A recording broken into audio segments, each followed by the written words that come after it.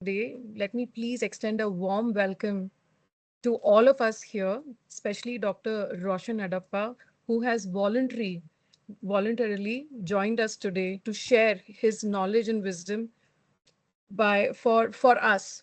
So let me first introduce myself. My name is Lisha, and I am a caregiver to my child who is 15 years old and is a victim of EDS, as some people put it. So my journey started 4 years back with my daughter experiencing dizziness and heart palpitations.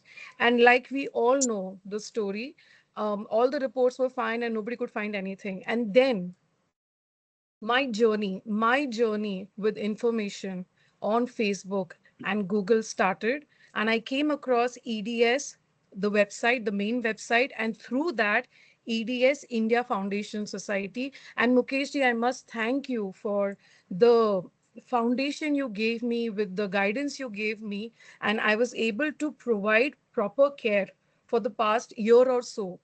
Your guidance has been very helpful, sir. So, one of the things about EDS patients is pain on a daily basis in varying degrees. Fatigue is another issue altogether, but pain, and I can say as a caregiver who has been observing my child and supporting my child through her hard times, pain is a discomfort for sure, but it is also a distraction on a daily basis. A person is so busy managing their pain in the body that they can't even predict what can happen 2 hours from now or a next day. So we are not able to plan anything for another day. So pain is such an important aspect of our life as caregivers or as members with EDS. So we are so happy, Dr. Roshan Adappa, that so you have joined us to give us to share your experience in helping EDS patients, because right now all of us feel like islands.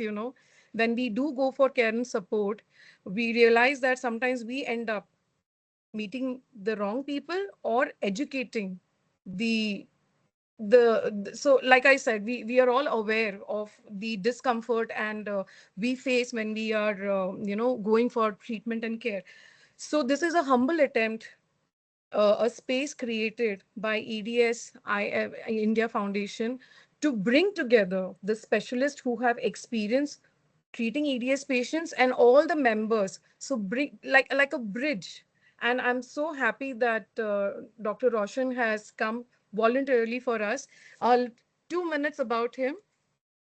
So Dr. Roshan is based in Bangalore. He works at Elevate Pain Management Center. They have 5 centers across Bangalore and an affiliate center in Amritsar too. And the degrees, this is again take a minute. He is a pain management specialist, MBBS, MD, FIASP, MMed. Sorry, is that MMed, right? MMed, Pain Yeah. Management from UK. Thank you, sir. European Diploma in Pain Medicine from Belgium. So I would like to start this talk without further delay. Can you please tell me from your experience of helping EDS patients, what is the first noticeable difference between an EDS patient and a normal patient? The floor is all yours, sir. Yeah. Thank you so much. Yeah. Basically, when it comes to Ehlers-Danlos syndrome, the biggest challenge is the age at which they present to us. Most of them are young. It's the parents who are bringing them in, so they're teenagers who are, slowly they start getting, this brain fog. The concentration initially starts going down, the fatigue which sets in, the aches and pains which no other reports or any other scan is picking up. And it's a very difficult, especially the 15, 16-year-olds come because they're preparing for the boards. They can't look down for a long time. So there's a lot of stress and anxiety then. When the stress and anxiety builds up, that has its own implications, the psychological implications, because when you have stress and anxiety, obviously it's going to amplify every signal which is going towards the brain. That's called a central sensitization. So be it why central sensitization is challenging for any condition, for any pain pathology is say any tissue damage which happens, yes, there is some pain signal which goes, but more often than not in central sensitization, it is just the normal signals of the body which goes to the brain and they get amplified. So even if there is no damage or minor ache can be amplified, and that'll, like you said, it'll be a big distraction. The cognition tends to go down. Then you have kinesiophobia, that is fear of movement. You get scared because if I do this, what if the pain comes back? It becomes like a monster. Then it controls your whole life. And again, the challenging thing is, with Ehlers-Danlos, in my pain practice over so many years, I've hardly seen a few of them. No, it's not because the awareness is not the A, and even when they come in, it is, even as a pain fellow, when I was studying, there was not much of, I was not exposed to any Ehlers-Danlos patients. Unless you're exposed to them, we would know what to do. So today's talk is mainly how, as a pain physician or any pain doctor, when you go visit, how we utilize our pain training and how we use a multidisciplinary team. And yes, now why I was called for here was, Mukesh ji saw my videos of cervical instability because I've treated a lot of whiplash injury patients who had, because of the whiplash injury, the ligaments of the neck got a bit weak. And then they started developing the other symptoms like brain fog, headache, dizziness, nausea, vomiting, heartburn, pot syndromes. They had digestive issues, gastroparesis issues, anxiety, depression, autonomic disorders. All these things started developing. And we also had no idea what to do. Then my colleagues and I at Elevate, we had to do our own research. We followed a few people. Ross Hauser, if anybody's aware, is a caring medical pain physician in US. He exclusively deals with cervical instability patients. He does PRP and prolotherapies, and he's got excellent results. In fact, I'll be discussing him quite a bit in today's talk because he's published a paper last month.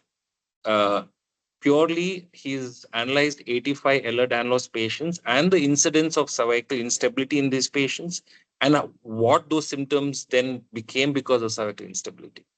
Um, of course, the caveat being, Ehlers-Danlos means is this genetic condition where there's deficiency or the collagen which is produced is slightly deficient. So that's why the ligaments, you need collagen to have very strong ligaments. And ligament is nothing but a connective tissue which connects bone to bone. So imagine your house is very good, but if the bricks are weak, it's going to be, it will crumble. So when we treated whiplash injury patients, they responded very well. 70 to 80% of the symptoms, what I described, resolved, and they're able to lead a normal life. But that was because we did PRP and prolotherapy, and the body started secreting the collagen and strengthened the ligaments. Now, are there any good evidence for this for Ehlers-Danlos and other, hypermobility is what we need to see, and sometimes we just have to take a call and see if it is the right patient for this. But yes, So, Ehlers-Danlos is one of the most challenging cases because yes, pain is just part of it. There's so many yes. other things at play, in terms of because of the aches and pains, the fatigue, which has in there's so many you can go up maybe 40 to 50 different symptoms are there, Yes. which So, you just know a question, sir, if I could interrupt you. So, the recovery of a normal patient, and an EDS patient, have you seen it's not the same? Could you just tell me something about it? Since you have worked with EDS patients too, what is the yeah recovery? How is it? so recovery rate will be a bit more slow and much more longer because what we do is if I'm doing a cervical, like, okay, over the last 5 years, probably me and my colleagues, maybe you would have seen maybe 6 or 7 ESD patients or maybe on the spectrum because none of them had any clear cut diagnosis. Actually, they just came with the aches and pain. Sometimes we'll just see this hypomobility, and we have to put two and two together. Okay, this patient has recurrent dislocation of shoulders, ankle is paining, he has tennis elbows or wrist pains, and we sort of okay maybe it's a hypomobility. And then we did multiple sessions, 4 to 5 sessions of prolotherapy or PRP. Under ultrasound, we target the different joints using glucose or PRP and with rehabilitation. And slowly, they took longer than other people because we knew if it was a hypermobility, it will take longer.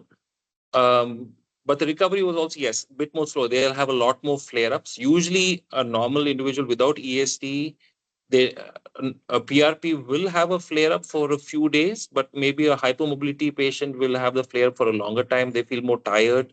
They may sometimes bruise easily also because of the injection. Not that they have any clotting deficiencies.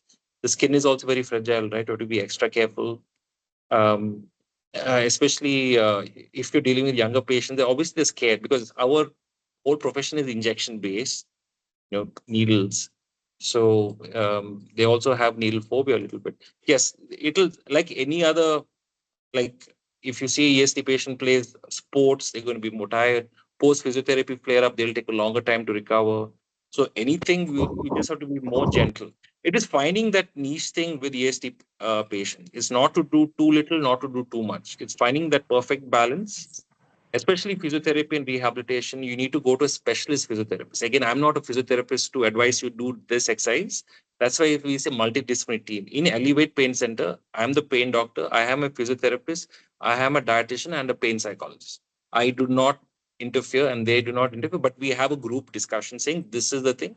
How shall we best deal with the patient? So it's under one roof, we deal with everything.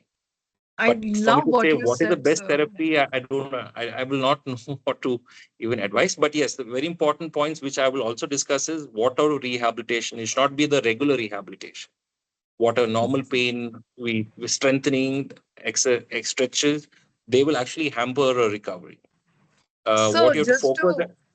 just to interrupt, so what you just said, that you're working together as a team, is a vision that I carry. I would like multi-speciality hospitals or clinics to come together, because like you said, we EDS members, we need that kind of support, sir.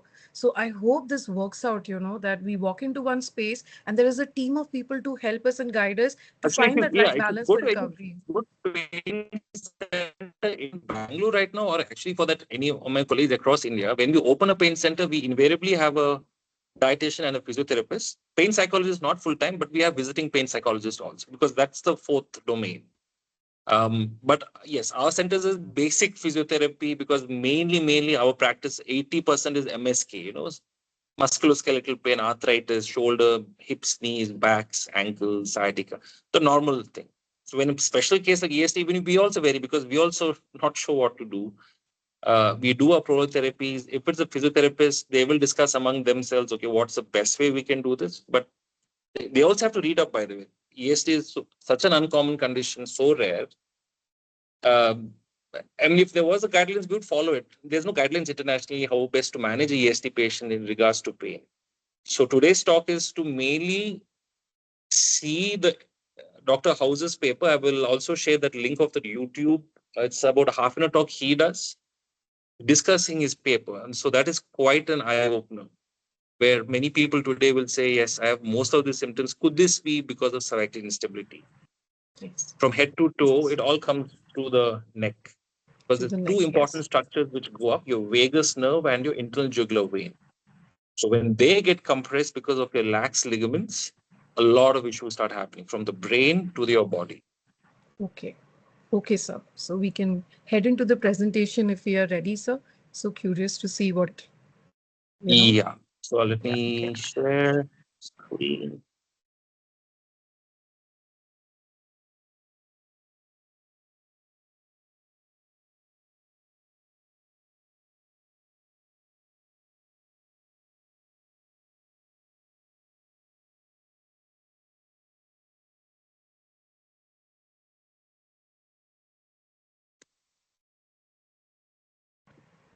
You can see the screen. Yes, it's very clear, sir. Okay, so I'm just going to start today's talk: cervical instability in Ehlers-Danlos syndrome and hypermobility spectrum disorders. Right? The screen changed, right? I'm not able to. Has it moved The ahead? screen is changed. Yes, sir. It has moved to the second slide. Okay. So first, before I go on to cervical instability and Ehlers-Danlos syndrome, we first have to understand, because I know the public awareness of what is pain management or what a pain doctor does in a pain clinic, they're not aware. So the principles of pain management, irrespective of what type of pain you have, be it Ehlers-Danlos syndrome or normal arthritis, sciatica, cancer, neuropathy, the core principle remains the same. So without these core principles, we can't manage a patient to its fully extent. So if you actually do a research across the world by WHO, across the world, any particular given country in its population, the chronic pain, by definition, a chronic pain is any pain for more than 3 months.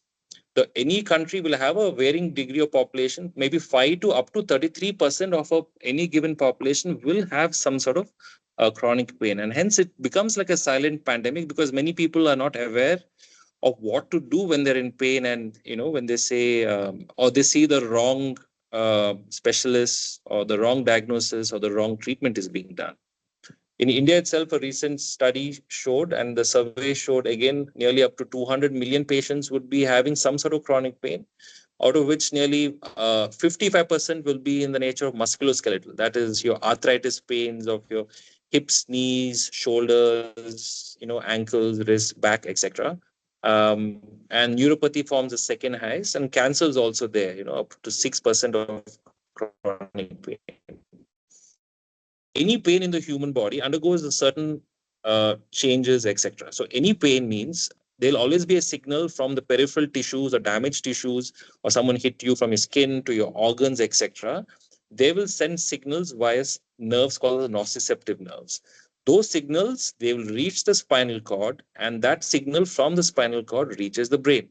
All right. So once it reaches the brain, it is up to the brain to tell you you're in pain, what type of pain, where is the pain, how much pain you're in.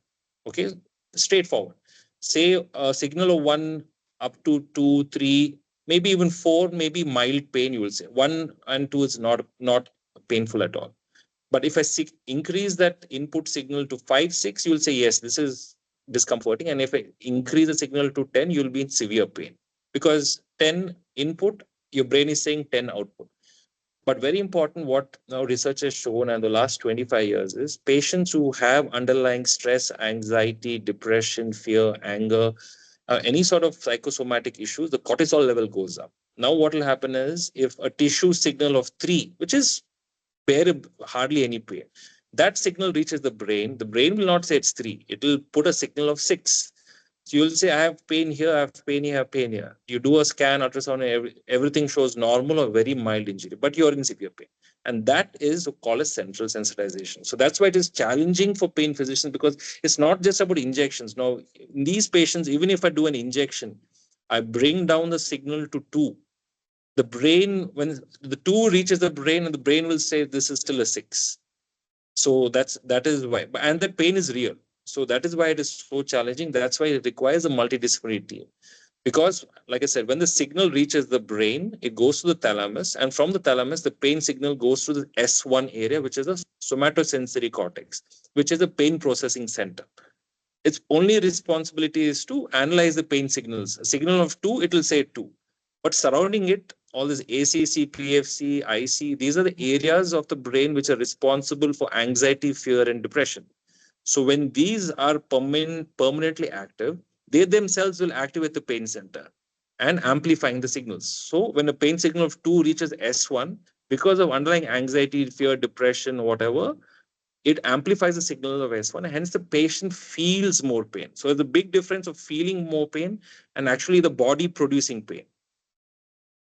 Okay, because depression, anger, anxiety, they will all feed the pain, and the pain itself will increase the anger, depression. So it's like a vicious cycle we're trying to break. And that's why it's not just about injections and tablets when someone is in pain for more than 3 months. Forget if they're for many years, definitely there are going to be some changes. Because now they're doing a lot more studies. A healthy brain will have few and far in between signals. It is not on all the time, but a chronic pain patient, it is hyperactive. The nerve signal just flooding the brain. One is talking to the other.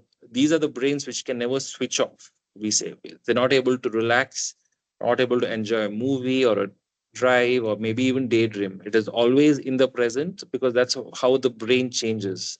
But the good thing is there's something called neuroplasticity. If the brain goes this way through retraining, through multidisciplinary team approach, to being disciplined over many months, it can be retrained to go back to a normal brain, so that even the patient starts feeling less pain because you managed to decrease the cortisol levels.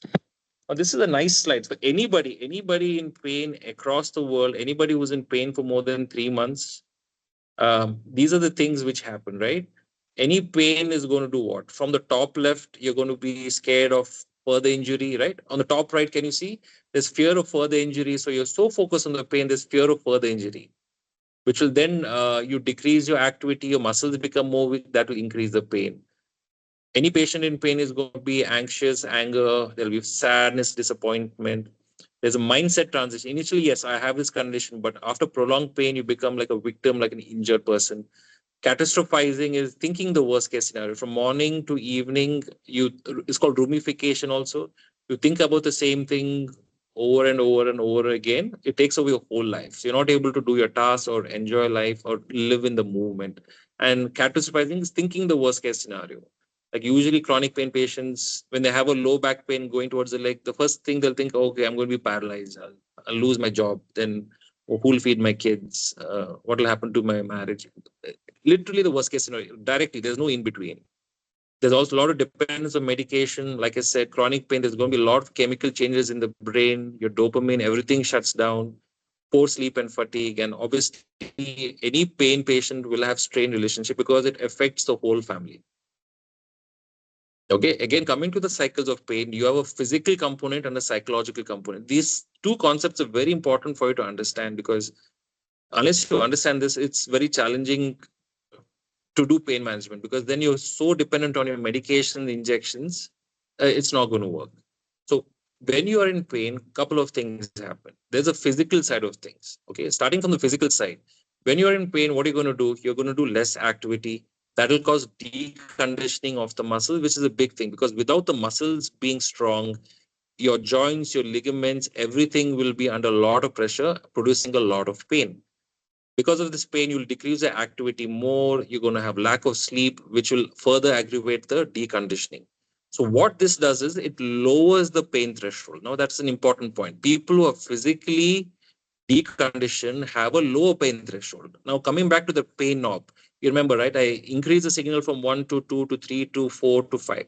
A normal patient will say, by this, if I increase the signal to 5, he'll say, yes, now I'm starting to feel the pain. But lowest pain threshold means who are physically deconditioned. When I increase the signal to 2 itself, the patient says, yes, I can feel the pain now. So the pain threshold has decreased. Now, coming to the psychological aspect, because of constant pain, your anger, anxiety, fear, depression, you're going to reduce social interaction, you go into isolation, you go have poor mood, depression, they will increase the perception of pain.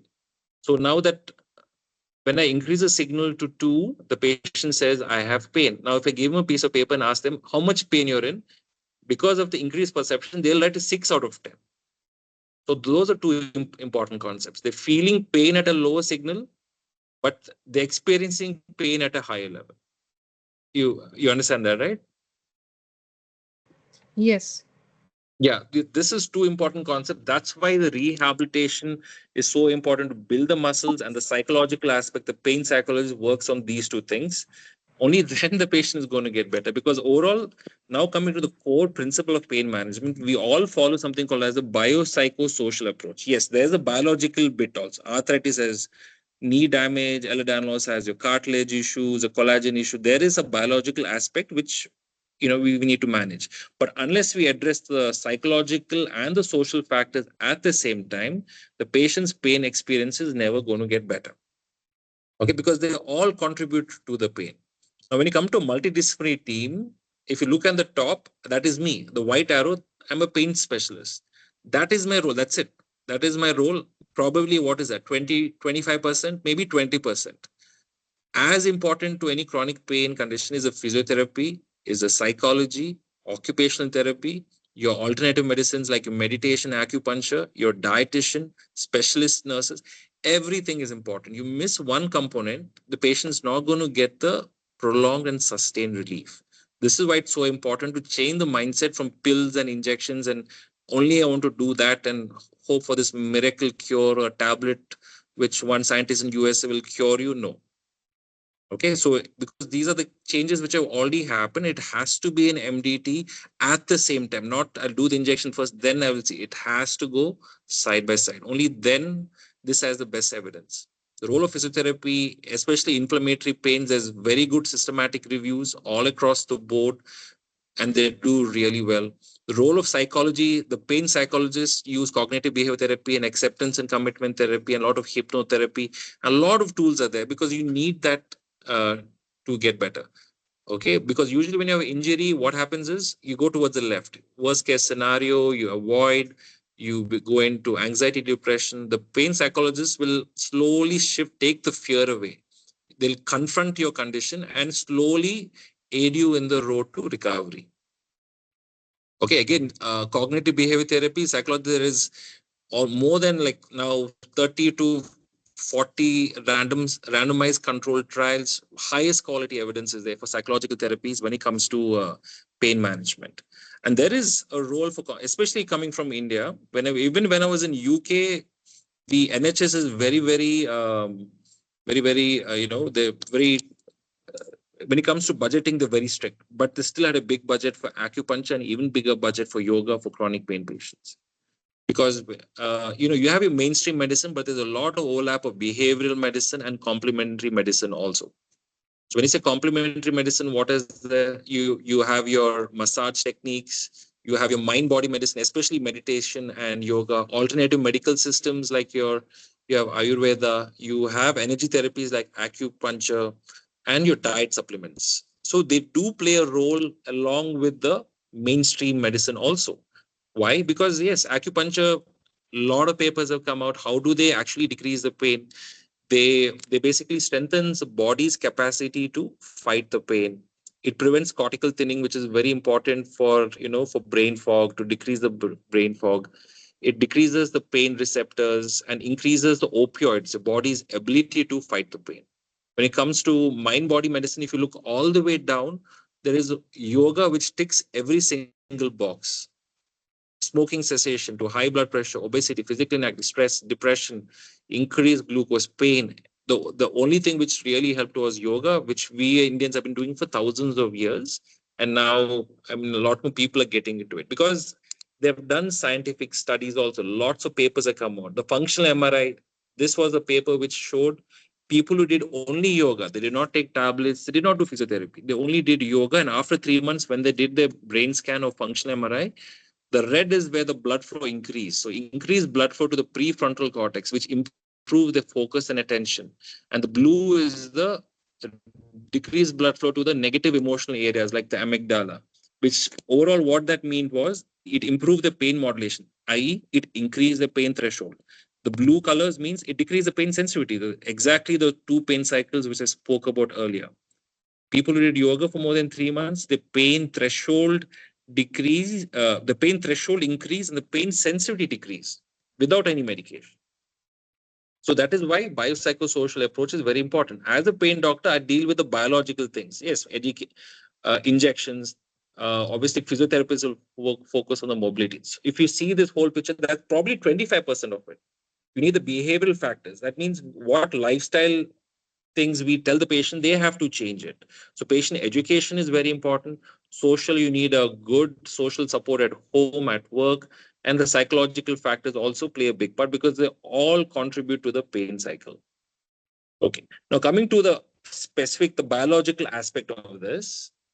When we started treating, mainly I'll speak about cervical instability in post whiplash or trauma patients. When they come in, initially there was neck pain, but after 1 or 2 months, they gradually started developing other symptoms also. Now, what is cervical instability? Is basically instability between the two particular vertebrae, that is your C1 and your C2. The C1, C2 are the only two vertebral bodies in your human body which do not have a disc in between them. Okay, because you do not have a disc because you need this to rotate your, we need this movement like rotation looking left, up, down. That is because these two discs do not, these two bones do not have a disc. Rest of the vertebral bodies in your body have a disc. So how is the C1, C2 staying in place, or if there is no disc, is through ligaments. You have your C1, C2 capsular ligament, and you have the central ligaments called the transverse and the alar ligaments also. And on the back of the neck, on the right side, you can see one huge thick ligament going from the top of your head to all the way up to C7. That is called as a nuchal ligament. And the muscles also very important to support the upper C1, C2. You have this deep flexor muscles, all fancy names, but a very small muscles which are very, very important for stabilizing the neck and proprioception also to maintain the gait and the balance. So imagine a whiplash injury. It's a very short but stretch of force. Imagine, think of a rubber band. When you stretch a rubber band very hard and you leave it, the rubber band is not torn, but the rubber band is very loose. So think of all these structures now, they're not torn, but they become very loose and they become very lax. Now, what will happen is the C1 and the C2 will not stay together. They'll not align properly. Especially, they become unbalanced. Your C1 can move out of place when you start doing neck movements now, looking up, looking down, etc. And when that starts moving up and down, what happens? Your C1, especially C1, your important nerve called the vagus nerve just wraps around the C1 and before entering the brain. Your bone will start scraping at the vagus nerve slowly over time. And that's when all the other changes, because vagus nerve is the main nerve which controls something called as a parasympathetic system. The vagus nerve is the body's sixth sense. It helps in monitoring the following: your appetite, your listening, your blood pressure, circulation, digestion, fluid status, hormonal needs and levels, immune surveillance, your micro infections, your nutrient levels, organ functions, etc. It literally is like the gatekeeper of your sixth sense. So patients with cervical instability post whiplash injury started developing the following symptoms: balance difficulty to visual disturbances, tingling numbness all over the body, drop attacks, fullness or tinnitus in the ear, swallowing difficulty, concussion syndrome, raised ICP features, TMJ pain, dizziness, headaches, vertigo, and a lot of brain fog also. Now, what happens is, because of the vagal tone is coming down, because your C1 bone is constantly scraping at the your vagus nerve, the patients will now start having a low vagal tone. So what are the symptoms of low vagal tone? You can see, you go into your testosterone hormone levels go down, your cortisol level goes up, resulting in anxiety, sleep gets affected. You're always in anxiety and fear. Your resting heart rate is high. Your recovery from stress is extremely slow. Your cognitive function, like your um, thinking and focus, attention, all starts coming down because of the thing. That is purely on cervical instability. Now, if I step into the Ehlers-Danlos syndrome, I think everybody is aware of this. It's a hereditary autosomal dominant condition.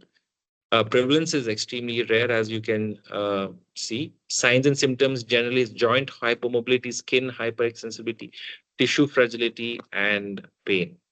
Okay, there are a lot of EDS subtypes, nearly 13 recognized, and the most common is the hypermobile EDS syndrome. So, what about the hypermobile EDS? How is it diagnosed? Now, as per the 2017 diagnostic criteria, they're very, very strict with this. You need to have generalized joint hypermobility using the Baton score. And you also need to have two or more of the additional features like systemic manifestation of connective tissue disorder, a positive family history, or any other musculoskeletal complications. The third point is exclusion of other diagnoses has to be done, like other subtypes and other hereditary connective tissue. Only if you meet these three criteria, you're diagnosed as a hypermobile EDS, HEDS. There's also something called as a hypermobility spectrum disorder. A person has HSD when they have symptomatic hypermobility, but they do not meet the previous slides criteria of HEDS, and all other diagnoses have been excluded. But this doesn't mean a patient who has been diagnosed with HSD, they do not have a milder diagnosis of lesser features. They have similar findings, similar symptoms, outcomes are still the same. It's just the diagnostic criteria, either you are HEDS or HSD. Okay, and types of HSD is also into four categories. You have generalized HSD, you have peripheral, mainly the hands and feet, or localized, just confined to a specific joint, or historical HSD. Okay, the key differences, as I said, it's mainly the genetic markers. No, there's a big family history there. But almost always other things are quite common, including the management per se. There's not much of difference between HAD and HSD going forward. Now, this was the paper which came out this year, 2026. And like I said, I've been, we learned a lot by following Dr. Hauser. We initially started doing C1, C2 injections because of him. um, and that that really helped us. And there's one more doctor called Dr. Shantanu Malik. He's in Mumbai. He also does a lot of C1, C2, and C0, C1 injections, and he's gotten good, good benefits for patients with cervical instability post whiplash injuries.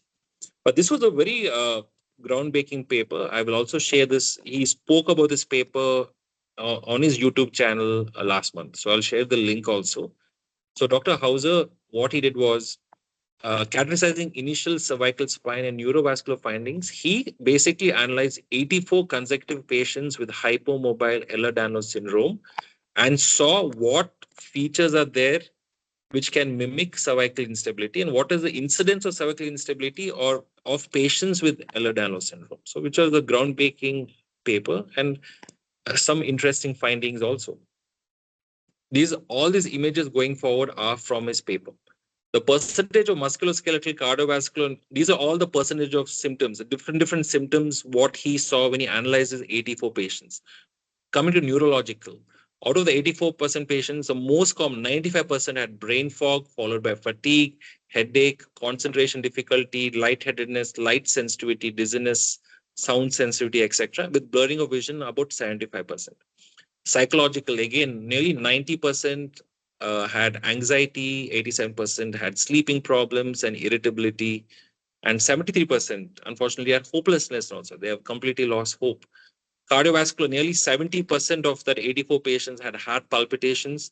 Musculoskeletal, interestingly, 92% had neck pain, with other muscle spasms at 86% and clanging, clicking of the neck and joint stiffness. 82% had also digestive problems, nearly IBS and other things, and nausea, vomiting was also there with bruising easily. So these were the findings in nearly 84. That is quite a big cohort, actually. Now, coming to the cervical instability specifically, as you can see the bone, the C1. So, as I told you, post whiplash injury, the ligaments became very weak. And in Ehlers-Danlos, we know the ligaments are already weak anyway. So, what that means is your C1 vertebrae, because it does not have anything holding it back. So, when you start moving your neck, that C1 vertebrae will start compressing this carotid sheath. And inside this carotid sheath, you have very important structures, especially carotid artery, the yellow, that is a red one. The yellow is the vagus nerve, and again, importantly, the blue one is called the internal jugular vein. You need the IJV and the carotid to be open and patent so that the brain can receive uninterrupted blood supply.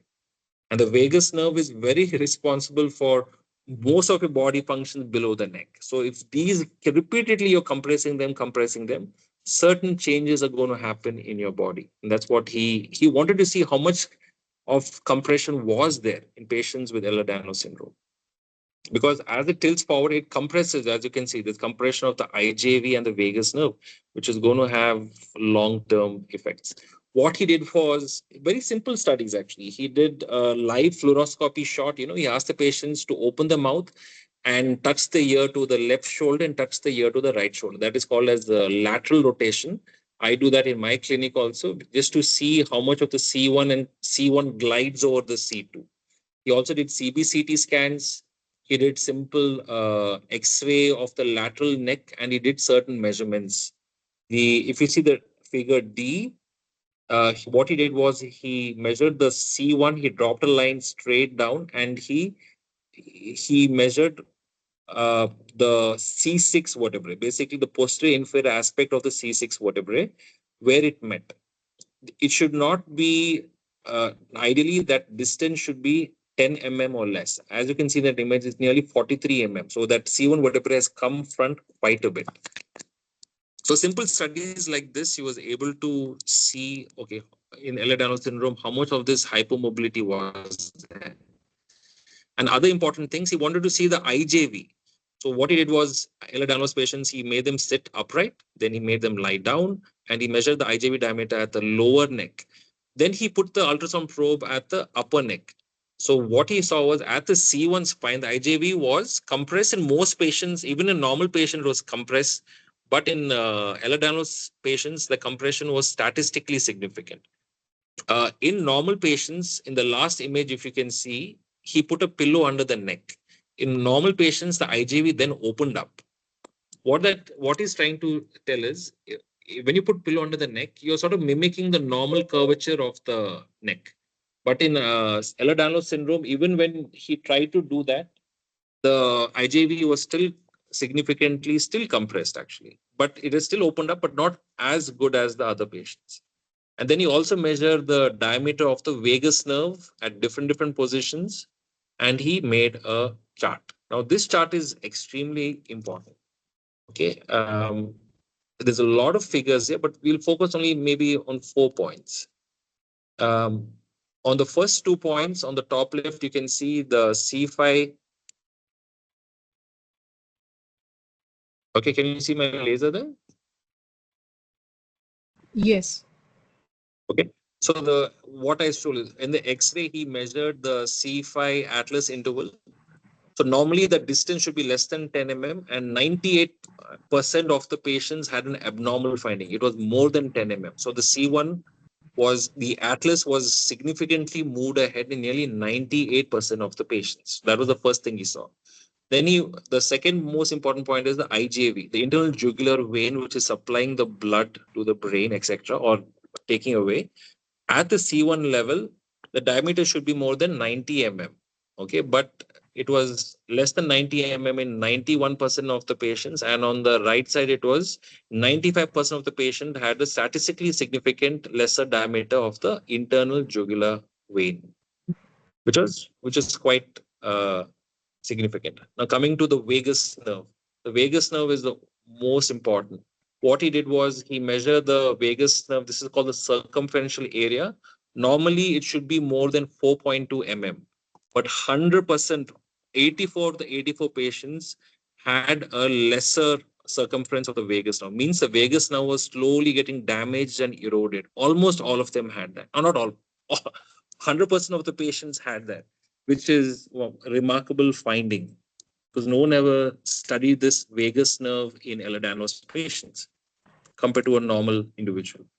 What does it mean now? So IJV, what that means is if this is your IJV, that is the vein which is taking away blood from your brain, it only required 0.5 newtons of pressure to compress it. 0.5 newtons is you putting a strawberry on a you put a strawberry on your hand. That pressure, what you feel is 0.5 newtons, but that much pressure, literally 0.5 newtons of pressure was enough to compress the IJV significantly in patients with Ehlers-Danlos. Now, what happens? IJV is compressed, so the blood flow now can't be flown away from the brain, so it backs up into the brain. So, what are your findings which happen?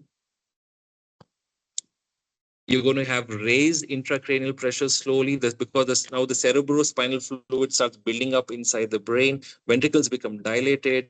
Features of raised ICP because of there is no flow happening. The breakdown of the blood-brain barrier, and there's also accumulation of what does that mean overall is the patients slowly they find it difficulty in concentrating on tasks. The brain fog is mainly because of this IJV compression, which is happening. Prolonged periods of time, if this is not resolved, they can have slow memory decline and they can have onset of early dementia also. He also checked their optic nerve diameter. So, like when you have a raised ICP, generally neurologists, ophthalmologists will be able to say if you have a raised papilledema or increased optic diameter. And statistically significant, almost 90% of the patients had a raised, increased or thickening of the optic nerve. These are all simple tests to do. Coming to the vagus nerve, because of the C1 always compressing it, a normal vagus nerve will start getting atrophied and starts becoming less and less and becomes less and less active. And this absolutely has a huge implication to the things happening below your neck. IJV things started affecting your brain. This started affecting below your neck. What are the things you started seeing when the vagus nerve stopped working? Irregular heart rate, high heart rate variability, blood pressure going all over the place, GI dysfunction like poor digestion, acid reflux, constipation, raised blood pressure, pupil dilatation. You'll also have chronic inflammation all over your body with emotional distress, anxiety, and depression, and brain fog also. This also contributed a lot to the brain fog, hoarseness of voice, tinnitus, etc., similar to the other patients of cervical instability. Okay, so this shows a nice image, your IJV and your vagus nerve getting compressed from the C1, which is coming ahead and constantly irritating them. And hence you have these symptoms. What is the symptom frequency of HDS versus general population? You can see there's a huge, statistically significant increase of brain fog compared to the general population. So everything in the 90%, brain fog, fatigue, headache, concentration, neck pain, they had a statistically huge difference because of these 2 points. This is a very nice slide from his paper.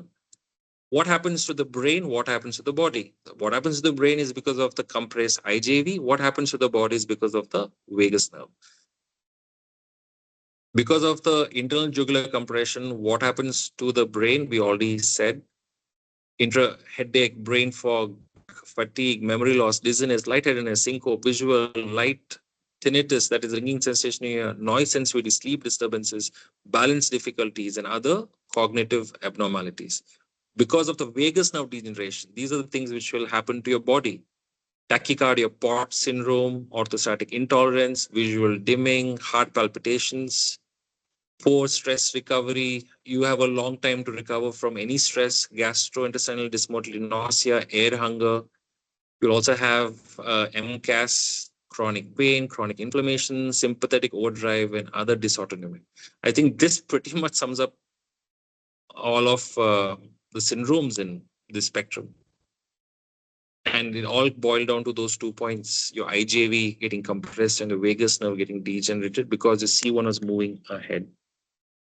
So generally what happens because of the cervical joint motion, hypomobility, usually there's not much of symptoms, then minor instability, you can have pain and muscular symptoms. But when you have moderate instability, especially C1, C2 joint, IJV compression and vagus nerve, these patients, when they have initial stages, they may resolve with prolotherapy. Prolotherapy is what he did. He injects high concentration dextrose or glucose across the C1, C2, and other ligaments of the neck, multiple sessions, depending on how severe the symptoms are. He does about 5 to 8 sessions every sort of 3 weeks using X-rays. And he said many patients have responded well. Obviously, severe instability is when you need to go for spinal fusion. That is not going to get better with the surgery. So when you say severe instability, it all depends on the ligaments. If you should remember the initial part of the uh, slides, if the ligament of your facet joint is affected, they respond well to your prolotherapy or PRP, especially in when I say whiplash injury, this is my experience.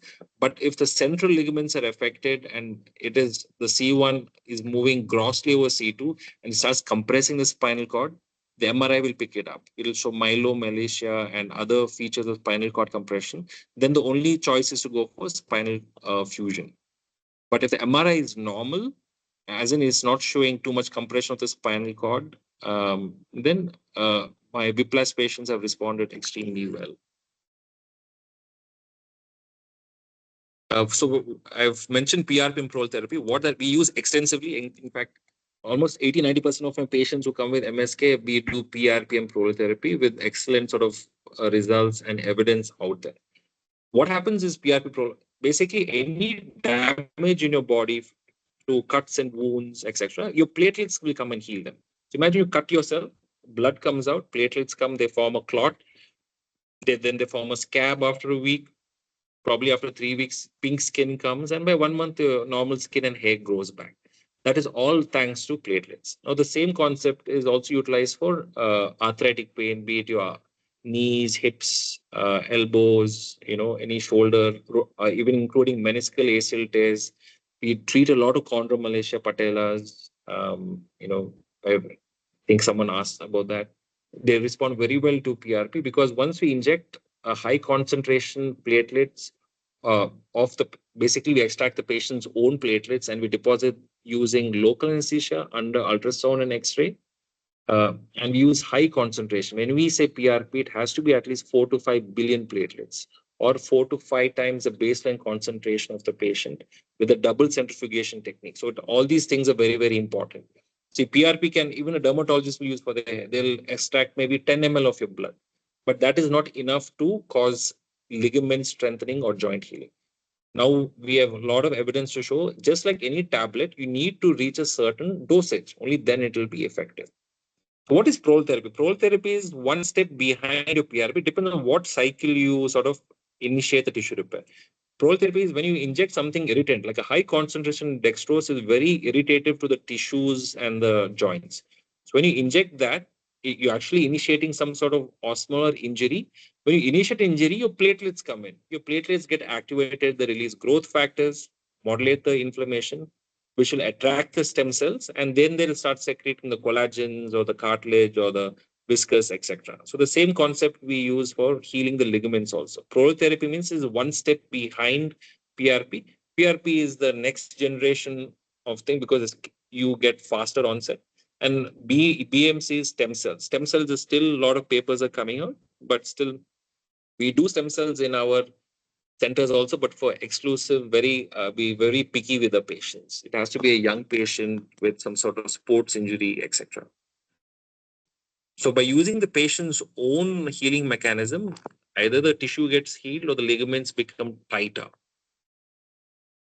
We take the patient's own blood and we centrifugate it, and the platelets are taken, etc. So what happens? Platelet-rich plasma has a lot of growth factors, nearly 100 growth factors, different types, which promote a lot of different healing.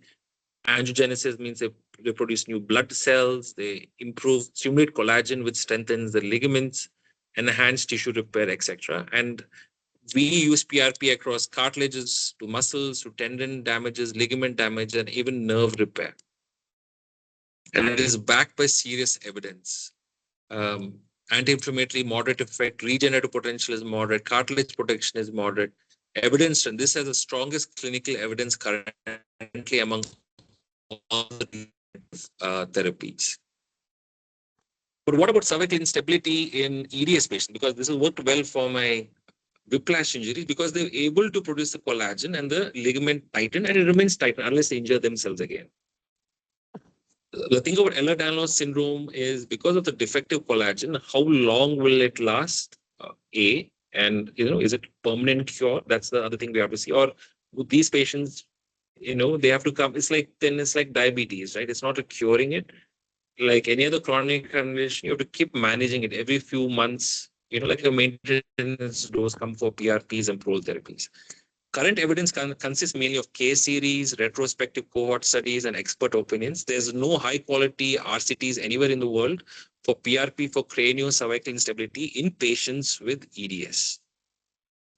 The potential role, PRP may be considered when symptoms are mild to moderate, and like the imaging, like I said, either the dynamic lateral rotation C arms or the you do IJVs, and normally you ask the radiologist to measure those points. What I said, it's all there in his talk and his paper. You can take those points down and go to radiologist and ask them to do these measurements to see. And patient has failed rehabilitation and surgery is not yet indicated, then potential role of PRP may be considered. When it is unlikely to be enough is when there's severe instability, brainstem compression, severe neurological deficits, and severe instability is there on the imaging, then it's most likely it's not going to respond well. What is the practical clinical approach I would use is first confirm instability with appropriate imaging, either dynamic CT, flexion extension radiographs, or even a dynamic MRI. Always, like you said, going back to the core basics, it's not only injections, it has to be a multidisciplinary team, cervical stabilization, physiotherapy, deep neck flexor training, postural correction, extremely important, proprioception, postural correction, your scapular stabilization, your gluteal hip stabilization, your ankle stabilization becomes very, very important. And modification activity, not doing too much, not doing too little. So what you have to do is any pain patients actually, or chronic fatigue, or for that matter, EDS syndromes, you need to, every day you have 10 gold coins worth of energy you can do. So you have to say, I have 10 coins today. Okay, we're going out for shopping. I will spend 4 coins for shopping, 2 coins for maybe work, maybe 3 coins for something else. And that's it. You spend these coins, you're not supposed to do anything else after that. So that way you can prevent the boom bust cycle. What happens if you do too much? then the next 3-4 days you're completely down and out. So at least by maintaining a pacing activity, you're not doing too much, not doing too little, and you can have a pretty decent activity and life. Consider regenerative injections if there are persistent symptoms with the demonstrable ligamentous laxity and no major neurological compromise. But the management principles overall is similar for both HDS and HSD. Education activity pacing, joint protection strategies, targeted physiotherapy, emphasizing proprioception. That word proprioception extremely important. For your brain to understand where your joint is at any given time is extremely, extremely important. So this requires a very niche physiotherapy team who deals with hypermobility syndrome.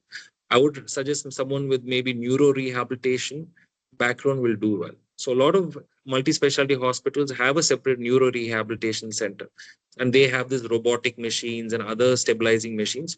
And most of these patients do well in a neuro rehabilitation center rather than a normal physical physiotherapy.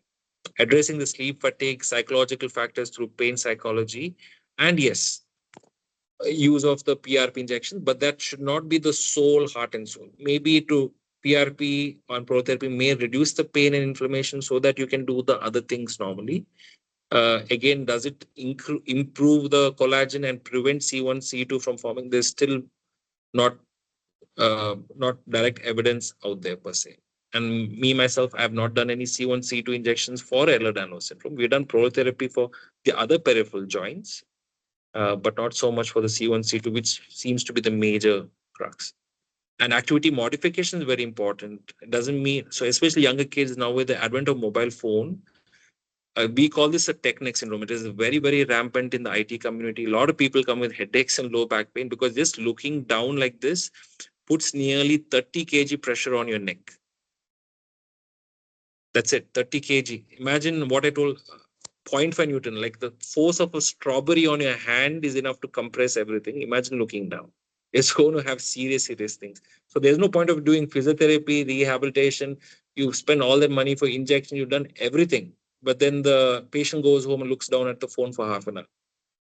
You literally undid months of thing. So you have to be very wary of certain activities. Definitely a no. If you have to look at your phone or your system, it has to be in a neutral position. Even then, 20 minutes max. Then you have to have a 2-minute break, and that's how you need to sort of modify these activities. So hope this was a useful talk. Yes, it was very extensive and very helpful to understand. Most of your slides, what you have shown, was everything that, as a caregiver to my teenage daughter, I'm going through, I'm noticing. And I love what you said about the wholesome approach we must bring to the patient, right down to, counseling, which we have tried, counseling and the physiotherapy, and everything has to go hand in hand. And I think we are very far away from that balanced approach right now because people don't have awareness to just simply speak in a school structure, when to explain to the principals and the teachers that probably the child would need some extra support, can't walk up the staircase is very, very tiring with a heavy bag. So I think we are far away, but love the presentation. So you have given us so much detail about it. One question I wanted to ask you is that so you have not administered PRP to an EDS patient so far, right, sir? PRP Not for yet. the C1, C2 joint. Okay. For the other joints, it has worked better, sir, because I do understand PRP has to be taken from time to time to manage. Yes, It it has. helps. I mean, not that I've followed them up. We usually PRP, the standard protocol is a session of PRP has to be done every 3 weeks, 3 sessions to get the best benefit of ligament strengthening, etc. And in those 3 weeks, the patient also comes in with the physiotherapy team, 7 to 10 sessions of physiotherapy they do. And most of my patients or my colleagues' patients, whenever we have treated, have been all young patients. Yes, 17, yes, yes. 18, 20, Yes. 21. So possibly they responded better. Yeah. Yeah. As you grow old, your Yes. body's healing capacity does come down. That's the thing. We don't have much data or experience on Ehlers-Danlos patients, because if we address the C1, C2, I feel most of the symptoms can be solved. Yes, yes, yes. I could see that, the symptoms, the entire list there is Yeah, exactly what we go through on a exactly. daily So basis then to it different has to be focused, degrees. rather than what is happening. You have tingling numbness. You go to neurologist. Then, like you said, small fiber neuropathy. Oh, but the Yes, test is normal. It all comes from the neck. yes, It all yes. comes. So just focusing on this area with the deep neck flexors, constant training, a proprioception, uh, endurance. Other thing is endurance training. It's not just normal strength training. It has to be endurance first. You need to build the Yes. stamina stage wise and then focus on strengthening slowly. There was one question you sent yesterday, is water based therapy. It's always a good starting point to start on water, but then you have to come on land, because we're living on Huh. land and the gravity effects has to take place. But if the patient is obese, completely deconditioned, fear of movement, then it's always good to start with water, build that endurance up a bit, and then focus on land. Got it, got um, it. and the other questions I remember was, what about So physiotherapy let me flare up? ask you, may I ask you the questions one by one, because our members have sent these questions in, and I would like to, you know,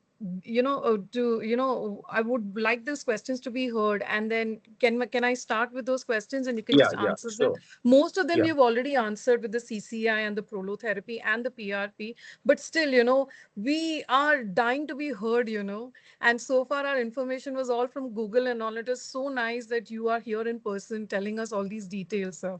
So may I start, sir, with the questions? Yeah, sure, sure. Yeah. Yes, we'll quickly go through them because most of them seem to be answered. Please ask about the methods of treating CCI and the pros and cons of prolotherapy. We've already done that. We did that with Yeah, the it's all presentation, pros, sir. the cons, because we do it very safely under vision. It is a very sensitive area because C1, C2, you have your spinal cord, you have your vertebral arteries, but we do it under X-ray and dye, so we're very safe. So even a lot of studies have been shown it is one of the safest, like 98% nothing happens, 2% little bit of bruising happens. That's about it. All right, sir. All right. But I'm very, very happy with the PRP also as an option that has come up for treatment, very nice. Yes. Yes.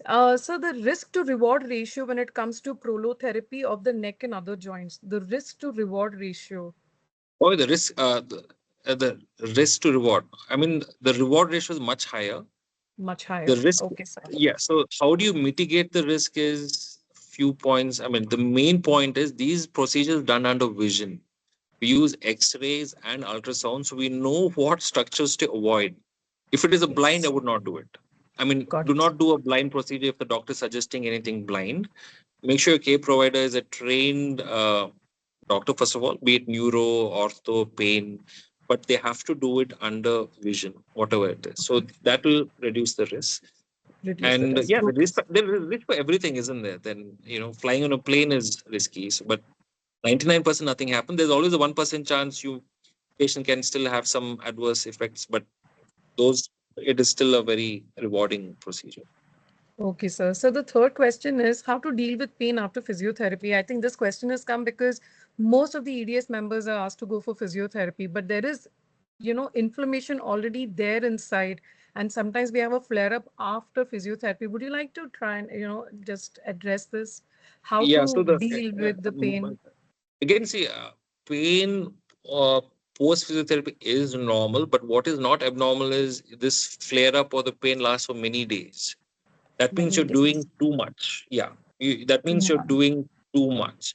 The ideal point to do is when you finish your physiotherapy, it's like the patient should say, you still had enough energy in your tank, not to be completely exhausted. So to find the balance, not to do too little, but not to do too much also. End of physiotherapy, you should not be so exhausted that I'm a thing. When you leave the therapy center, you should still have the energy. So not to do too little, not to do too late. Again, it should not be the normal physiotherapy like what other people do. There it is all about strength and conditioning. That is not what Ehlers needs. Initially, it has to be built on stamina and endurance first, always. Then focus on core stabilization, proprioception, strengthening the gluteal muscles. Those are more important. And then slowly, the last bit would be the strengthening. So would you say that sometimes, we are supposed to take a break for the muscles to rest also after an exercise? Do you think an EDS patient would need more rest time? Yes, of Like, course. Yeah, yes, 100%. no? So then Yeah, that that's why I said balance that, it has to be the balance. You whatever a normal patient does, this has to be double of that. And you cannot go to a normal physiotherapy down the road. You will aggravate injuries also maybe. There has to be someone who's senior who understands the condition. So I would balance. recommend to go to neuro rehabilitation center because they would at least be used to these sort of uh, patients. Not maybe Yes. hypermobile, but they deal with a lot of post-stroke, post-trauma. There's not they don't push them. It is about first you g- get your body balance right first. Once Yes. proprioception means you're supposed to be closing your eyes, you need to walk, etc. Those things are more because when you engage that is your core muscles, your neck flexors, your deep muscles. When I'm saying the deep, because let's completely focus. Yes, everything is important, but if we can sort of address that, right, then most of the other symptoms can resolve, right? I do understand. Yes, sir. Yes, sir. So the next question is from a teenager who has read a paper that would you say more females and males come to you as patients? Statistics say that 70 to 90% diagnosed are females. Would you say that, sir, as a thing? Yes? Generally, Okay. chronic pain, doctor. That's true. 70 to 80% of my patients are female. Yeah. Um, There is a I don't know paper what it is. written about it. Do men suffer in silence or do they have more pain resilience? I'm not sure. What is true is yes, MSK, you understand, post menopausal women put a lot of weight and that has its own issues. Hormonals drop down in women. That is a Yes. huge issue with the pain perception. Women have a lot more anxiety at home also, especially, certain social factors play a big role in India.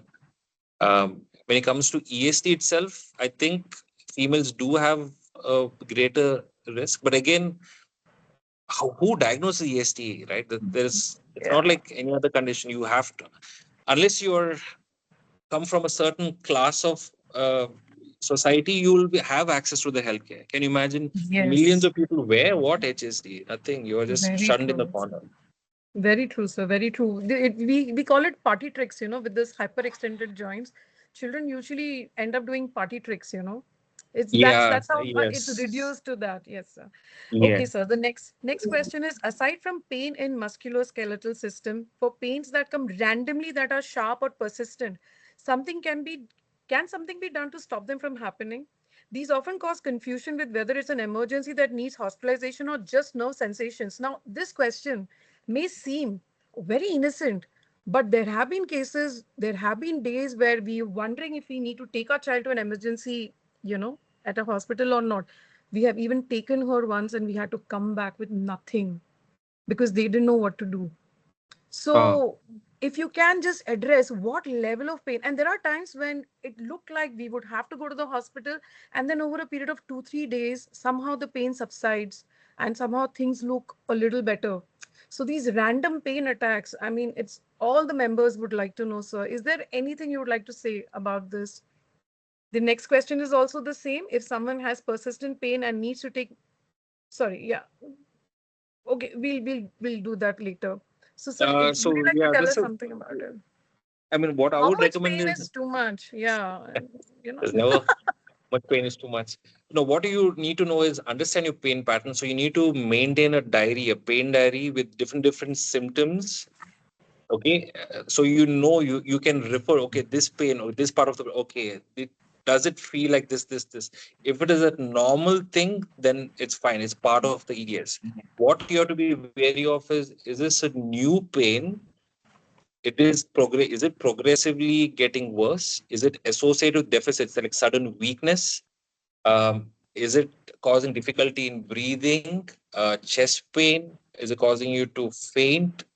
Um, so these are the things where you'd rather be safe than sorry. I would go to the hospital.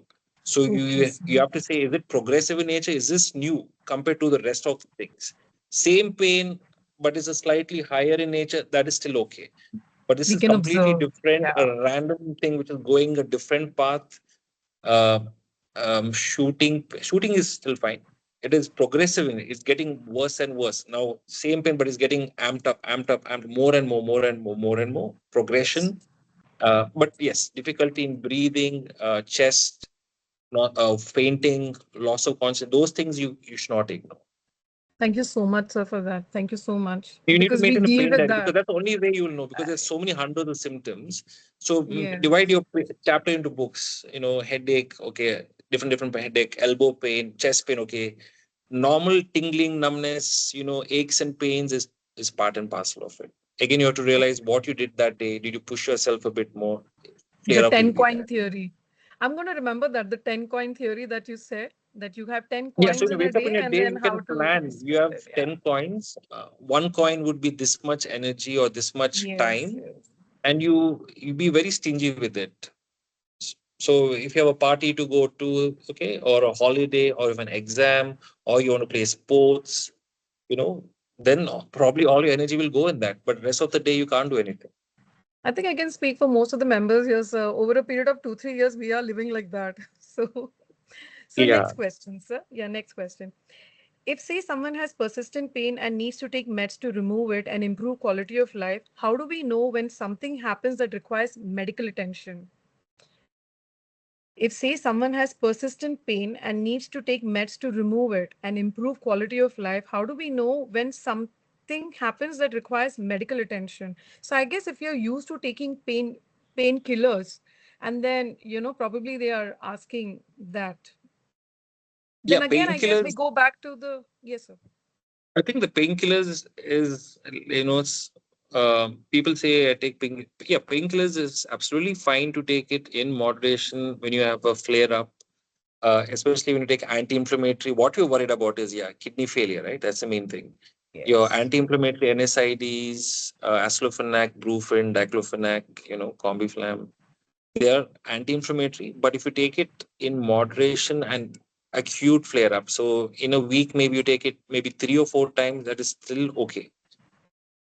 But not every Okay, sir. day. That is bad. Okay.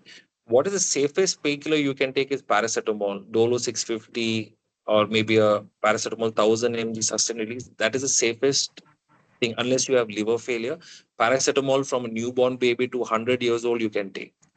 Okay, sir. You can take it Thank up you. to nearly for adult. What you have to remember is anybody, adults more than 18 years, 20 mg per kg, you can take, you know, paracetamol. So 20 mg per kg, it's nearly up to 1000 mg. So up to 1000 mg, an adult can take 3 times. So up to 3000 mg of paracetamol is safe to take. Okay, sir. So you're saying that is a safer drug to use for pain, sir, Paracetamol is the right? safest. At any given time, you can take up 600 to 1000 mg, and you can take in 24 hours up to 3000. So the 1000 mg, you can take it 3 times at a gap of 6 to 8 hours, and that will bring down the pain and inflammation. There's a lot of role for the supplements also, your collagen supplements, your omega-3, excellent, magnesium, excellent supplements. There's a lot of we give it for arthritis. I think there was a question on PA. Someone told me asked that has very good results in fibromyalgia patients. So there's a lot of supplements which also help. The Boracia, your turmeric supplements are very good. Boswellia, that's the one. Boswellia supplements are very good. There are companies, we arthritis patients, all these supplements are there in one tablet. Carlet Yes, Fort yes. to Nuzort XT. Nuzort XT is a company which has all this, including PA also. So in one tablet, you pretty much all the anti-inflammatory supplements are there.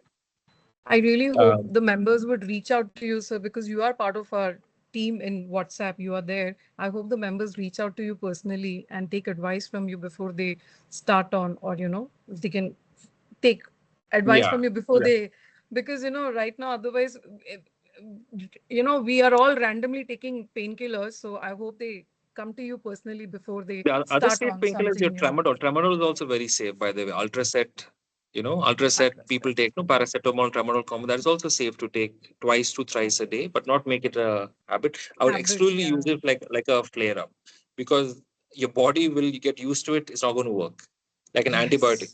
Yes. You will develop resistance. You might as well keep it for the bad days and use other things like a TENS machine, hot pack, cold packs. Just rest pacing. You rather do that rather than depending on a tablet. Thank you so much, sir. The next question is, As this patient has hypermobility, it's very difficult to get diagnosis. So much pain in body, but it's cyclical, and most of the times doctors end up calling it fibromyalgia. Nerve medicines don't work much. Which kind of diagnostics we should go for these pains and treatment? Would you want I me to think repeat your the question? society will be a best judge for that. No, Ehlers-Danlos, what diagnosis? You have some genetic tests, I guess. Isn't the main thing? Yes, yes. But hypermobility does not really, we do not get a clear answer from the genetic test. Yes, So, yeah. That's I think any hypermobility. Yeah, other than the from what Brighton scale, so they end the up calling it family. fibromyalgia. Yeah. No, Um, fibromyalgia is completely different. We have a separate questionnaire for that. Fibromyalgia, the criteria is never, if you have hypermobility, you will have features of fibromyalgia. Fibromyalgia basically means central sensitization. Because of stress, anxiety, and certain sort of traumatic events, the body becomes sensitized and the body starts producing pain even though every test in the body has come back as normal. Patient continues to feel pain. The American Society of Rheumatology, we have a questionnaire in our centers. They have to tick that. Only if they fulfill the criteria, we treat them like fibromyalgia. Again, there is no cure or one tablet. It has to be okay. MDT approach. These are very challenging patients, actually, fibromyalgia, because the coping strategies are very poor. The expectations from pain doctors are very high. Yeah. What we're telling the fibromyalgia is to we give you the tools. You have to work on your physical health. You have to work on your mental health. You have to lose weight. So when you say all these things, they're like, oh my God, is there an injection to make you better? No, it is your. We'll tell you what to do. You have to walk that yourself. That is challenging for a patient to hear, but that's what it Yes. is. Yes, sir. Okay, sir. So the next question is, with young people to improve quality of life, how do you balance pain medications with other medications for other health problems? Do you Generally, usually most chronic collaborate pain with? medications, see, we have only about five or six we use: pregabalin, gabapentin, duloxetine, amitriptyline. Then paracetamol, you have anti-inflammatory medications, you have your opioids. So when we actually look and mix and match your pregabalin, duloxetine, amitriptyline, even if you take it for 6 months or 1 year, also there's not much of long-term side effects. The main side effects we tend to be we keep an eye on is the NSAIDs. Okay, because yes, long-term it affects your kidneys, kidney failure, gastritis, heart, etc. And the other one is opioids also. You don't want opioid addiction because once you get hooked onto opioid, our body becomes dependent on opioid like your morphine, your fentanyls, you know, the Yes. body starts producing more pain action. It's called opioid-induced hyperalgesia. But most of the other drugs, the only thing is you have to be wary of is the amitriptyline, duloxetine. They can sort of interact with tramadol a little bit, and also the other SSRIs, patients on anxiety, depression, or borderline schizophrenia. The amitriptyline duloxetine can sort of increase the serotonin and cause high blood pressure, etc. So, yeah, so you need to discuss with your doctors then. And Obviously, you're going to keep. show all the medications, so the doctors will know what to give you and what not to give you. And I would highly restrict patients from experimenting themselves. Yes, I think again it comes to like we need a team of people to come together to treat Yes, patients with yes. EDS. Ideally, a pharmacist also will really help because they would be the Yeah. best persons. But yeah, generally, overall, your BP, heart, like your normal thyroid, your chronic conditions and pain, there is no interaction. Okay, sir. So quickly now, we just have maybe another 20 minutes, sir. And I think if some members would like to interact with you. The next question is, with meds, they always have side effects of using long term, say in young people. How do you manage the patient treatment to minimize side effects? But we spoke about supplements, isn't it, sir? They could always have a healthy combination of uh, pain medicines with Supplements, yes, supplements, pain right? medicine or the MDT approaches, and using the pain medicines when they actually have a true flare up and not those minor aches and pains, because that is something your body you have to get sort of. I would avoid taking for every day because then when you really need it, it's not going to work. Not going to work. Um, Okay. it's not going to work.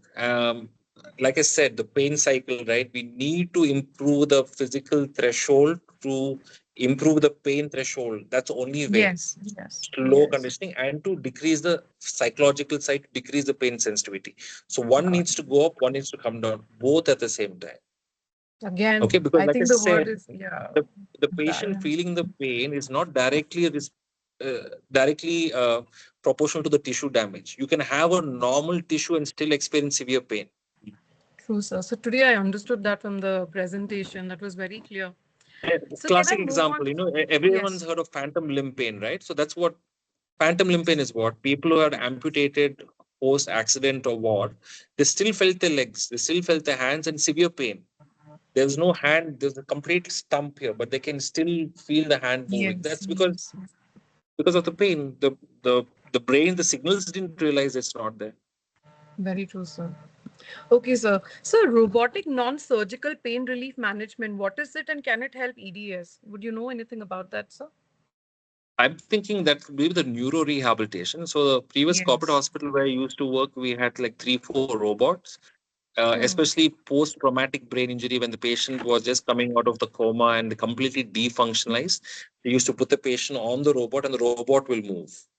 And there's a Okay. 3D screen and everything. So to basically build stamina, build conditioning, especially Yes. deconditioned patients, I guess EDS patients will do well in that. That's why I'm saying Do a well. strictly neuro rehabilitation advanced center would be Center. most ideal for EST patients. Okay, sir. Good So the corporate hospitals, like last, Manipal and all, they have these good, especially Bangalore, a lot of corporate hospitals have invested quite a bit into the neuro rehabilitation. oh, that's nice to hear, sir. That's good information. So the last question, pretty long. So there is a patient. I'm a member of the EDS India group and I'm 29 years old and I have a question.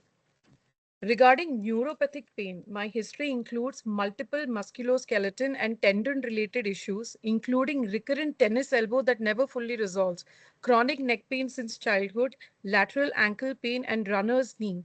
Following these problems, I began experiencing burning, tingling, and cold sensations in my hands and feet. Initially, I was diagnosed with small fiber neuropathy, but a subsequent skin biopsy reportedly showed no evidence of nerve fiber loss or damage. Despite this, the neuropathic symptoms persist. I currently take gabapentin, which provides some symptomatic relief, but it does not address the underlying cause. Given that neuropathic symptoms are often reported in people with hypermobility and EDS, what approach would you recommend for identifying the root cause when standard testing is inconclusive? Are there particular specialist investigations, lifestyle interventions, or treatment Mm, yeah. approaches that he has So, found helpful in these situations? so There's as just per my one more talk, what question did we after find? All this. right, if the C1, C2, yeah, the C1, C2 instability. Remember the vagus nerve Yes, autonomic yes, dysfunction. You're going to have pins and needles all over the body. Okay, you do a. So it's not about doing okay when you have nerve tingling numbness. You think, oh, it's a nerve issue. You do a biopsy. It's going to be normal because the problem is not there. The problem is higher up. yes, here, yes, So A, yes, it could be coming from the cervical area, the C1, C2 instability. What did that study show? 84 out of 84 patients had vagus nerve degeneration. You have yes, yes, degeneration, you saw the body, nearly 25 symptoms were there, out of which pins and needles was the most common symptom, yes, right? yes, So your nerve can be normal, but the trigger could be there. So it could be the cervical instability, or also, yes, a lot of central sensitization, anxiety patients will have these things. A third point is the peripheral nerve entrapment. So what will happen is because of the ligament laxity, your ulnar nerve, radial nerve, whatever, the nerves have to go through tunnels, muscles, and ligaments. If the ligaments are lax, as they're going through these tunnels, you have radial tunnel, cubital tunnel, you have carpal tunnel, you have the tarsal tunnel in your ankle, you have the common fibular nerve tunnel in your thigh. So if you, the nerves have to go through tunnels. If the ligament is lax, right, it can squeeze the nerve and cause peripheral yes, neuropathy. So this is called as peripheral nerve entrapments. So we have to focus on prolotherapy of these ligaments. Sometimes we do hydrodissection of the nerves also. Means we deposit some glucose so that the nerve can be freed. So it could be okay, peripheral entrapments, which will never be picked up as a small fiber neuropathy. But she can do something called as a nerve conduction study, NCS, to see any peripheral entrapment. That'll be a very useful study. And also myofascial pain, because the muscles are very weak. A lot of my pain patients are IT patients who done CT, MR, everything is normal. It is just weak muscles or tight muscles, trigger points, dry needlings. You have a tight trapezius or infraspinatus, the pain actually comes down the hand, mimicking a neuropathy. you have a very loose or a very weak gluteus medius muscle, it mimics a sciatica, shooting pain going down the leg. You'll be Oh, surprised. Head to toe, any muscle going spasm, people can just look it up. It's called as myofascial pain syndrome and trigger points. Any okay. muscle in the body, if your sternocleidomastoid muscle becomes very loose and tight, you get pain in the headache area. Trapezius becomes tight, the pain comes all the way up like this. So they think they have headache there and migraine, but you release this muscle, the pain goes away completely. Wow. So Okay, myofascial sir. pain is a big component of this. So it could be Okay. from the neck, it could be central sensitization, peripheral nerve entrapment, or myofascial pain for her. Okay, she should go for further investigation with that. Not so Okay. much investigation. Yes, C1, C2 instability, but at least nerve conduction study. She can do NCS and she can go to a physiotherapist and say, do I have triggers in the muscles? Because if you release the triggers and the knots, most of the pain also comes down. Wow. Okay, sir. So now the last two questions are from a caregiver. Okay, sir, for a teenage son. What are Yeah. his recommendations with regard to braces? Because my daughter is also using a knee brace after a knee injury that happened 2 years back, but it hasn't healed yet. So my son regularly wears braces on his wrist and palms, knees, back, neck. I worry about the over dependence and I can see how they help to stabilize movement. But I need to know his expert opinion on this and how and what kind of physiotherapy can help strengthen joints which are otherwise supported by braces. Again, if EDS conditions coexist with POTS and MCAS, what kind of diet and exercise routine can help with daily challenges of oversleeping, sleep disturbance due to irregular breathing, excessive fatigue? Though I think you did cover this in the PPT. Would you like to Because that's part of just, the C1, C2 instability, right? So um, it again comes to the pacing technique, the sleep hygiene. Yeah, because it's a boom bust cycle. You do too much, you will take 3 4 days to recover from that. So again, when you say rehabilitation, braces do have a role, especially when you're maybe when you're doing any rigorous activity like sports or you're planning a rigorous activity, do wear a brace. You're recovering from an injury, yes, braces help. Post physiotherapy flare ups, braces will help. But in the long run, we want the muscles, the deep flexor muscles, especially the core stabilizers, to be active as much as possible, because that's the only way you're going to go forward. Because brace sometimes can become a crutch also. You're mentally sort of yes, dependent on that, like more like a crutch than anything else. So it is finding that balance again. Again, it comes down to that. Like I said, it has to be the deep neck flexors, the core muscles, the gluteals, your ankle stabilizers, your proprioception, your scapular stabilizers. It's all about building endurance and stabilization, then focus on strength. In normal individuals, strength is stabilization. always first, but here it is the other way around. You have to build endurance first. There's no Yes, stamina. Means what are you going to do, right? There's no stamina to perform a daily activities. You're going to sleep. Your body's energy is spent just by doing a normal activity. First, you have to build endurance first. So yes, looks like that's quite a bit of braces. Um, yes, yeah, there is always a fear you'll flare up, but only way to train someone in cycle is to remove the training wheels also. No, they might fall, but that's only way your child will start being free a bit. It is mainly sometimes a mental crutch also. But yes, brace is a part of your recovery for sure. Don't get rid of it completely, but I would use it for vigorous activity, post flare up physiotherapy. You develop an injury, um, um, or if you're going out, if you're planning to do a little bit extra work, then it makes sense. But as much as possible, day-to-day activities, you should minimize it, provided you build enough endurance. she's also asked what kind of physiotherapy. So would you again suggest that water therapy in these aqua If center, it is a like center? deconditioned patient with fear of movement, start with water therapy first to build the endurance mainly, nothing else. Yes, Because the only true thing only comes on land when gravity hits. Because you want the yes, deep, again, this whole talk today is not about EST because I'm not an expert in EST. I am talking about C1, C2 instability. And if you saw, if we address this, so many of the other symptoms came down. yes, So I would really focus on the neck stabilizers, the deep neck flexors, strengthen these ligaments so that C1, C2 laxity can come down. I think 80% of his symptoms should come down there. yes, Because yes, that's the video. He showed IGF compression, vagus nerve. So if these two are there, definitely you're going to have all these symptoms. So we're yes, treating the symptom rather than the root cause, right? Very true, sir.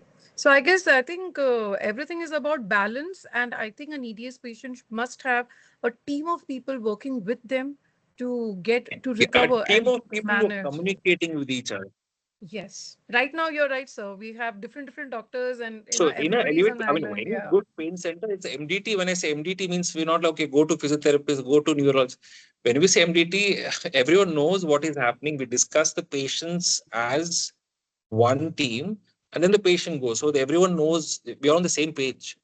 Yeah, I think must check that, So you sir. need to form, even if you don't have that, yes, you need to, as parents or an association, form a co-group of MDT for patients when they go.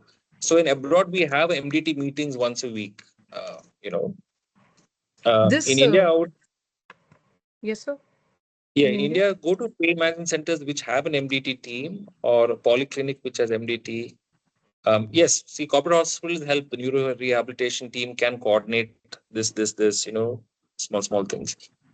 So this just reminded me that we have a echo program, EDS echo program, where specialists from all around the world who have worked with EDS patients are sharing their knowledge. They've created a module of 90 minutes and are inviting specialists from India who would like to upgrade themselves, be a part of this, so that people in India can also have some local people that they can go to for treatment and care.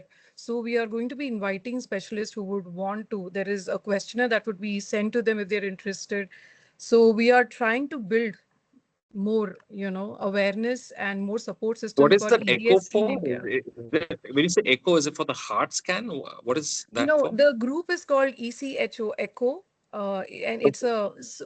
Mukesh ji, would you like to speak about that, sir? Just enlighten us about that. Yeah, it's basically a group of specialists from different parts of the world, right? And managed by Allied Analyst Society.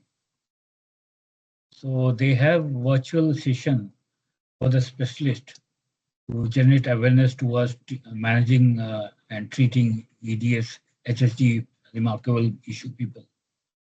So we are going to circulate a survey, the questionnaire. The moment we have this questionnaire, we'll send to the Allied Analyst Society, and then they will take the next step. So this is an Okay. attempt to build a team of doctors in India also. So right now, the rest of the world, they have a specialist in this program called ECHO. So we are doing our best to bring it all together for the India chapter, sir. So if any specialist is interested, they can reach us through the website, Ehlers-Danlos syndrome. If you just do a search for EDS India, you would find the Facebook group and you'd find the WhatsApp group, and they can reach us, and then we send the survey to them. So if anybody is interested like that. So we are building, slowly bringing awareness and building an India chapter so that our members in India, though we have members from all around the world, okay, connected to us, and we have specialists also from India and from around the world, but this is what we are doing. We are trying this, right? So so now the floor is open for any members. If you would like to ask our doctor some any questions, the floor is yours.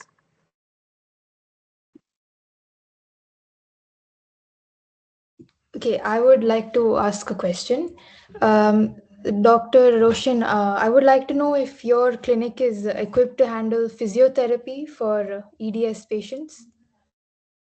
Um, I would say, I would say neuro rehab. That's why I mentioned neuro rehabilitation. No, our centers are mainly dealing with musculoskeletal, like arthritis, because that is what our bread and butter is. This requires our physiotherapy will probably not suit someone with the HSD because, like I said, it is about endurance training. This requires more niche. There's different machines and equipments which the patient needs to be on.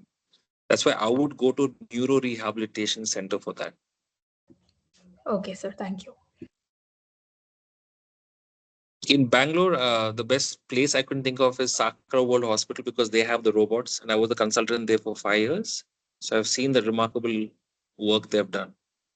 It comes to neuro rehabilitation. Okay, sir. They Thank have you very much. 3D rooms, they have virtual reality glasses, they have 2, 3 robots. Excellent team. The whole floor. I mean, you're talking about nearly some 5,000, 6,000 square foot of neurorehabilitation equipment. Okay. Anybody else with any other question?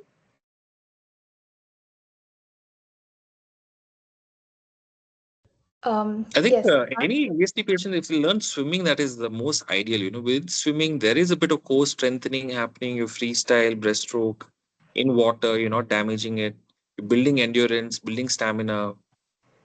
Like hydrotherapy is a big part of pain management, especially EST. I think they should do better in water, especially when it comes to swimming, because I want the endurance to happen, Yes, stamina. yes. Since the floor is open, so we discussed that the differences in men and women, right? So females and males presenting with EDS. I would like Yeah. to add that there's a hormonal component to it. So apparently, testosterone strengthens the ligaments. And I've also noticed that throughout my menstrual cycle, there are times, especially the luteal phase, when my ligaments are extremely lax and they're subluxating with every movement. Whereas in, suppose, the follicular phase, like I'm completely fine. Or so there is a big hormonal component.